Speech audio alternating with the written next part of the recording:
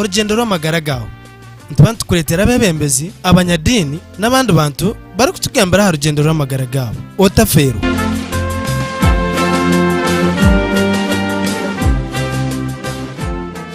nunga ningira ukuba life keri simple kiretera abantu kunanka kutafayo mununga so into byo bacibukwa wabisanga umunzu utagira ikitekateko cyo gure cyawe kitanda no gura cyake cya kampuni kiro kandi oboye bwa munyakare ware ko muri muno kisigamu so twakora ukizana kora kirembe up to 2000 kurugara kumurwenda nasanze na 8 ngakora imyaka 22 konka during that time rukumurwenda 98 nagera interest in politics naiza na Yesimba mu council mu district council kuzokire gombara ya Riero nazamu na Yesimba nangwa na Yesimba no first time no opposed tina ya Yesimbireho naza Bushenyi by then chairman wetakari mugenzi Makaru yowasere wa Mango twakora tamwe imyaka by then zikazira imyaka 4 omyaka y'ejo anokora kuri ngani nkora kirembe tanike bya kugira ngo ori agafuni tusimukaroza mu politics kashi by then ngaba itkaita full time kandi nabwe kama kuri mu government kana kora government kirembe mind we keri private company keri private company kikachita kunya affecting nkanyi no bwire aziwengaze nkanyi no bwire bakwize mu constituency omugombora yanjye nkareba abantu kandi zikiba ziri councils nkanza Bushenyi mu council nsitama twamara kusitama ngaruka muri mu Rwanda kirembe nkora abakwati nkantari member w'executive basi ata wazo mu council politics neza kuziraho ati kirembe warugayo 2022 naruga kirembe kana rugire kirembe naza mu active politics obo naguma ninzo kiraryeru naza executive Bushenyi which was a full time job nakora na ronje nishanga ndiye nabo ndi secretary wa finance and management kusya tamu ejo yenkumi na gumwe kusya 2006 twasaba twagaruka mu Karuru nabwo nagarukayo this time na secretary wa education na health nabwo na mu government ya Ronje no stili mpira 2010 twarwayo tuiza Rubirizi district twamara kugisara katwazire Rubirizi tukaturu ba councilors Mushanju abayemba ruga abakuriye abayizire kutandika Rubirizi district so council yo kubanza ya Rubirizi keri mu ba councilors Mushanju bonka abayeba mbagizwe kira Bushenyi local government act nuko yabene gamba ba councilors abaye bari ya district kuri nuba kwiza kwa district councilors ampa rebo berundo mu kumiro district interim kusya next elections so ba councilors Mushanju katwakire kunu twaronda mu chairman ngo David Kisembu kabega aba chairman nyona aba vice we basi twatandika Rubirizi. That's how we started it. Okay, tuje no miso muri baro business center twine umugurusi wityo akambikira kandi nagira musa kwa natugambera asonga cyari zimwe zimwe atwa ikacyusi twamara twari life yeye koko yasomere koko yafunira ufumbo isayeji twaza politics ya Rubirizi obwirobwe twendo tutere kurunji map mukarona ntaro cikora ngo mu ruga Bushenyi mukuza kuno Rubirizi akwa niwo mu ade barariyo kandi kuzukira ate echa yambiri it was a concerted effort tukaturi ba councilors ayese stekateko kino itekateko echo ikangugambira kucyayizire tukaturi ba councilors ataro na babiri umukanso ya Bushenyi now out of those ba councilors ababuheju aba current Rubirizi by then kere bunyaruguru abamitoma but can't feeling ngo tukutunga buhereza bukumara tukutekateka ngo wari tukutekateka nko cyabiye kiri tukureba ngo ito wetu tushiriye nyuma kandi kuzenye muku kituretire kuba buhereza kuzahari niko kwiza kunu tuka amateko gabenga gamba icyo kubaza twaba twagara we gombora ya magambo kwena ngo tusiye gombora zikumara none gombora ya magambo ikayirugireho bakabagira ukare so twagire state ngakatwagiga inyuma kero ninge kero bagiyeho kero bamara bagiyeho agmerigero so tuiza egombora amagambo twagigaraho so ko twagigabiro bukantu no tusiye gombore zakubasa gukora district nangwa twagamba twagira ngo council za rero tukatune egombora henani twatwine ryeru Kicwamba Katunguru na Katirira egombora ina umisazari y'abanyarwanda isazari y'abanyarwanda kaze gombora Katirira gombora yona Katirira gombora yona bas hatuiza tunga kitekateko cyo kugira ngo twaza kutunga district twine kutunga gombora zikumara twayikirizana nkaba kansara zo kutwe turi twajya buri kansara agenda mu gombora yewe akonvinsinga ba chairman we barebe uko bakubasa kubaganisa ki egombora yabo twahiza katwakiraha none na konvininga baryeru twayikirizana kukore gombora ya rututu ubu chairman warira karyo n'umagezi twayikirizana kure gombora ya rututu egombora ya magambo yagarukire officially so yeru twayisara mu gombora twa proposing rututu sub county abacwamba nabo twabagambira ngo nabo basare ukabacwamba politics zabo tinda zicengere kubayikireyo bacanga banga kusara baguma bine gombora yabo mu cwamba kwihaho ka twazire kusara district obwe twayenda ngo tutunge constituency ndizo at least tunge ba MPs babiri ubu MP weta kabari kabondo tinda manyire Gaudi kandi Gaudi cyo mu gisogo twine yasanga ayine connection na minister wa local government by that time Adolf Mwisige so twamutuma twamuha resolution yetu yaza wa minister yikiriza gutereza ki umaya kutwa constituency yatwisaza batwa county which of course it looks the same but there are some differences abakuba constituency neshaba electoral commission na ngo icyo cy'utantunda ako cyo kubuzabuza constitution county na constituency neshaba electoral commission kandi county ni hebwa minister wa local government twareba ngo cya county cyo kiratorubiri and yaba county automatically negira MP so twakoreye cyo umukuza kuchikora twagira ngo Katirira nayo irugemo magombora gandi niko kukiriza ngo Kicwamba isarenderinga kirugo begombora abuko nsaro bakaba bamazire kugiteka ahamugera gwacambura ngo Katirira ntwera atayira kome kandi kirugo kariye mugombora Kicwamba so niko kusara mu kirugo ebe sub county itware dozi parishes zabezi neighboring then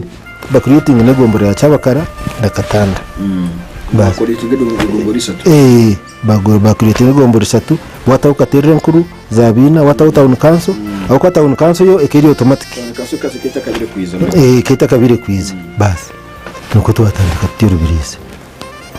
babirize nanke tumafune nk'obuzibu omukuza kufuna district stage kugira ngo aze mu kebe byinji kwa teri nkoko bikabizwi abuko baraho abatakwenda district ngwesharwe yabushenye specially abatakwenda ngwesharwe bayiza baba baki abuko icyo kureberaho umugenzi Makaru abashema bakagira ngo bakambenda ku rugaro bushenye ne babuza bushenye out shadows them amakara kana rugashema bakana rugashema so abashema nabo kabacagire so batakucagira basigara bataro cyane ngo tuwaza no president rwashitura byarema president finally yiza tuvugana bushenye mu multi purpose hall abazwe cyo ba district yona Burbantu bazaho bagambe byabo kibakwenda ngo kibakwenda kurugira bushenye kikwenda kubatwara nk'ibyo basamuha at the end of the day Museveni yajatwari atakimuhasaba bakibahereza tuno twarwe tushemiriro twarinda of course procedures kukirabe mu parliament kukirabe nkayibite amateka ngoga kugera nka finally instrument yayiza bushenye twarwayo Rubirizi mazumo na keji Rubirizi mwana nkugambire cyabe kiri Rubirizi first meeting tukasitama nore ba office ya Kawo president of House office ikabizwira intangura ikabizwira obuhundu bono ko tina office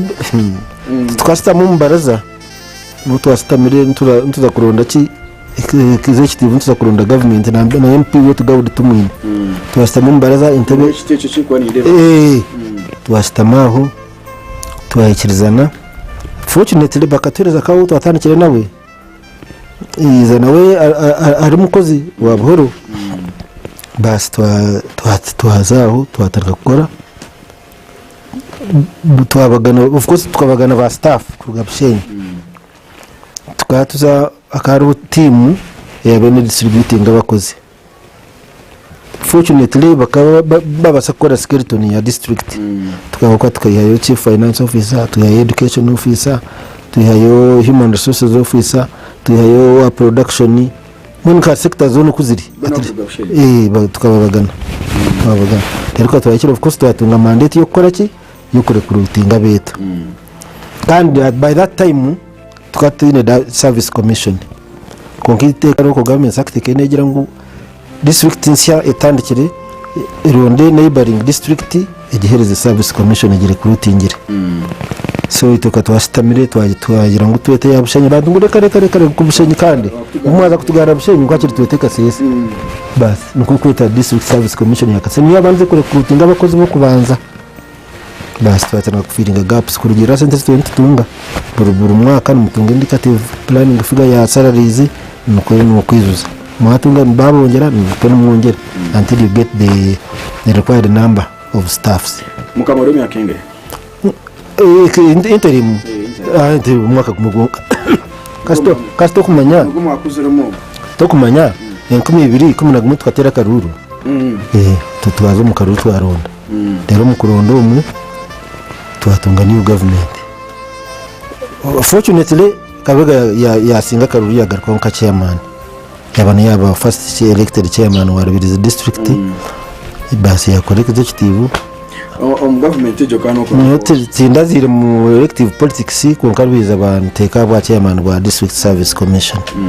ngaraninga service commission kumara tamu up to 2016 kuruga 2011 2016 basi obu chairman n'abana barobiriza ko yarize emirimo Bingi Munonga nahate bari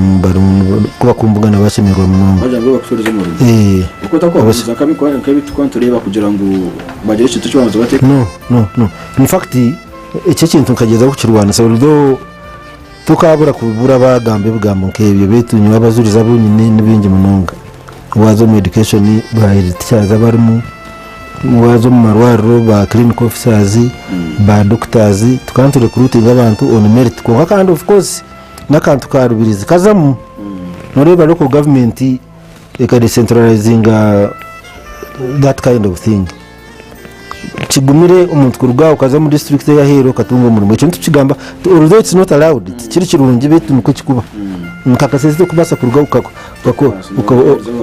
ukakora na interview bakakwereza umurimo so tukagezaho kunka aruhemirimo estobe tureba ngo tuzihereza merit nyine cyo nareba ngo ecyarekere arimo ko arimo complaining ngo abuca musuti abakoze bengene mukunzo nareba ngo uri mu abanditse kuteka yes service community ekabare kurutinya bengi Munonga na even office attendants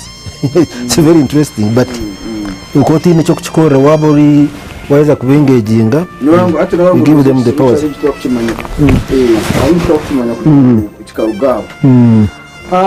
uko gukora politics ukazamu izanyu na neza ate kuko zero no zireba norangu zitane zitambara hati politics zetu zikizabe zorobire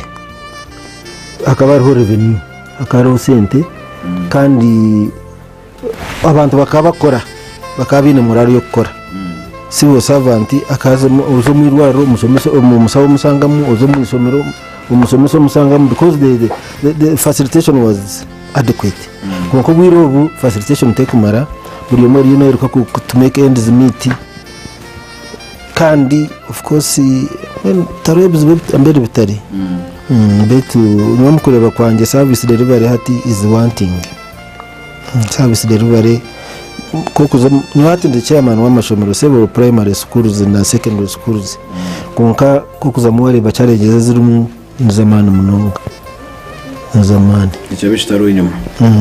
mashika kitari kiti okay muri wa Resilience Center direct genda omiso kandi zikwamuka twedetara program yezi kumanya muntu kumanya urugendo rwari ramagaragaye kumanyana na bimwe ibo kubuta kumanya abo kubanu yegomba na no manya ngo bimwe byarabiremo kandi cyo kiri cyunje ngano yegomba umuntu usanirize na nebe byakoze ibyo kubada akora ari ngase byakoze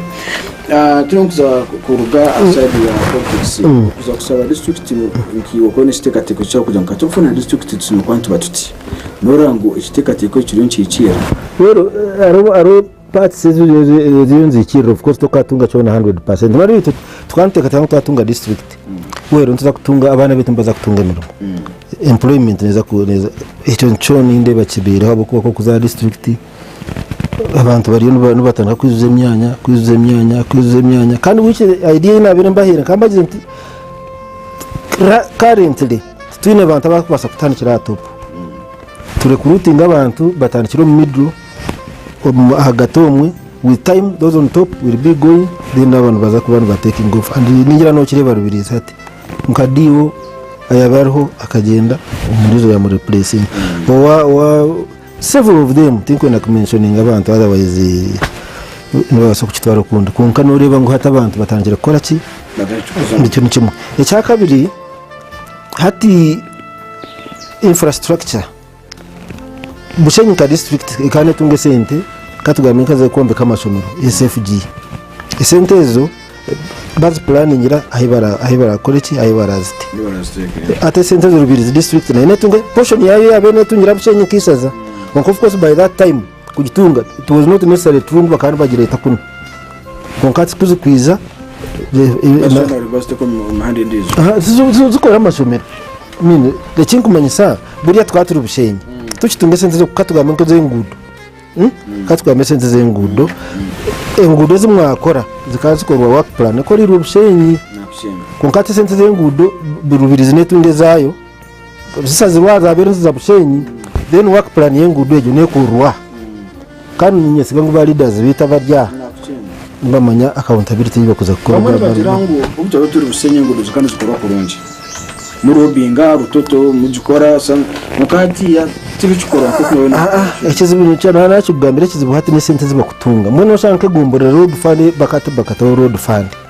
esente ze kutunga kagombora rutoto road fund tekubasa kusare ngutu zirengirisha kandi re katwabire baki umanya gwaba muke twabuzo bingo bugudo bwingi tegombora nendo mu rugudo rurabaha nendo rundo ruraba kandi sente ze kutunga tizikumara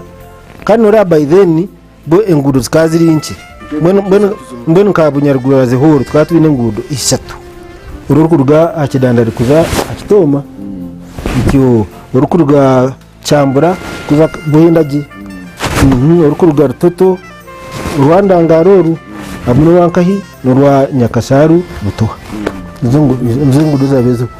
of course ndebe watching urwakishenye urukari mu central government apart from the TOFs urwaza kazinga n'urwa from Kisenyi so sente ziba kutunga ikiri challenge tizikumara tizikumara nicyo kikureka some of these things are not being done but otherwise nindeba bwatu burugomborero hi kutunga secondary school which is very good ntyo primary burumuruka kagura hi kutunga primary things are moving twendera tumwachi obukwasa kwerezo umunyarubirizi nyoni mbasabe ikintu kimwe bakore unit twaragane tuve ko mu mvumo kandi ikindi cya kabiri current leaders bizwe ngo aroba leaders abaye babereho bamanye ngo ina babere leaders babare recognizing nikintangaza kureba ngo nabo mukoro rubiriza district konko umuntu yabere chairman wo kubanza nari vice chairman nariki tuba kumwita nyina na basa president kugira ngo kabo vice chairperson wa district nyina ntakisha rubirizi district and town council no ma chairman wa district mwe bari chairman wa town council na nyikandi vice so icyo kintu tukureba nkasako zo kuza kutwaza waza nko mu bunyaruguru sako ushanga babere chairman cyane kiriya bona wari kamuno muri abantu kuko tinko ngo wazo mu office ya chairman wa district kumanya musore tinkagiremo timwe ngo cyane cya chairman ya rugero ukirimo tinkumanya kandi cyene kure kugunazinga icyaza services abuka buri umwe buri umwe ayina kantu mbone nko kombeka inzu yegero amatafari mingi mununga itavari muri yarugaho tekuba stable. So we should recognize each other's services. Umuntu akwanta ko yatiremo Tiba masasa wira na meya John Magiza kayakigambira w'inyuma wabo. Nujya mu kirezo tuje ngo ni chairman rero si 5 ni local government. Tiba utaje. Kandi chikoro government. And you know what government is? Government is comprising a technocrats na civil servants. Bona ba combining abakora government. So none mbatero murangu ikintu cyo babetero mu kifuba kuba leader ho today amanye gutumura naza kubataruho naza kubaruho ndizo. So for sustainability na history cyo kintu cy'abantu bari tunge unity kandi turebe ngo twabe impasho mu kwereza services kire kuretera abantu abandi kwenda kwisharaho katera ntwenda kurugaho ntwenda kurugaho ese kintu tushemeye kucavoiding cyo kurango abo kuba nkati rubirizo bagaruka kugisara mu district ndizo nobo waji weekendingira kimwe complete nobo waji maraho. So baba leaders bitabaruho baje abo bakenhansinga kintu ki gashitwa ntugamba ngo katera ba pulling nayo mu education ika level ya bunyaruguru Utonto ba United ntubu muntu umwe. Nti wazoma ko munankeje mukora za Kirembe ni kampani bwana tugambera oni bitego wakuzeremo. Of course that's how do I survive. Icyo tukwenda kumanyoka cyo. Nyine ikintu income mbone income ku sustaining amenye nyine n'amajyano ganje cyamunga inyamo revenue. Nuko bawunti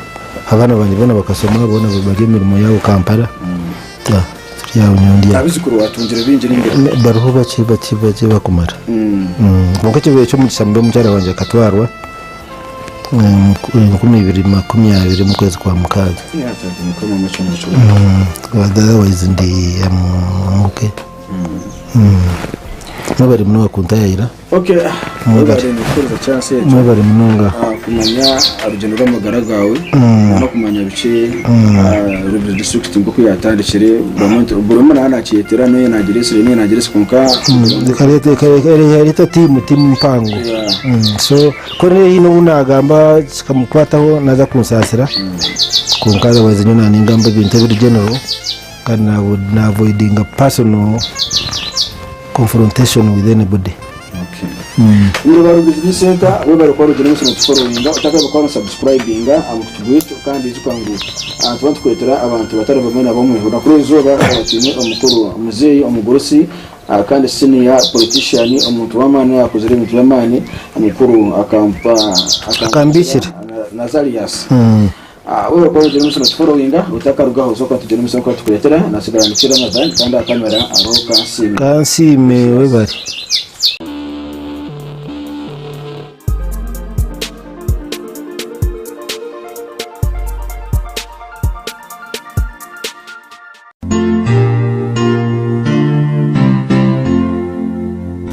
urugendo rw'amagara gawe ntibandi kuretera abebembezi abanyadini n'abandi bantu bari kutugambira urugendo rw'amagara gawe Otafero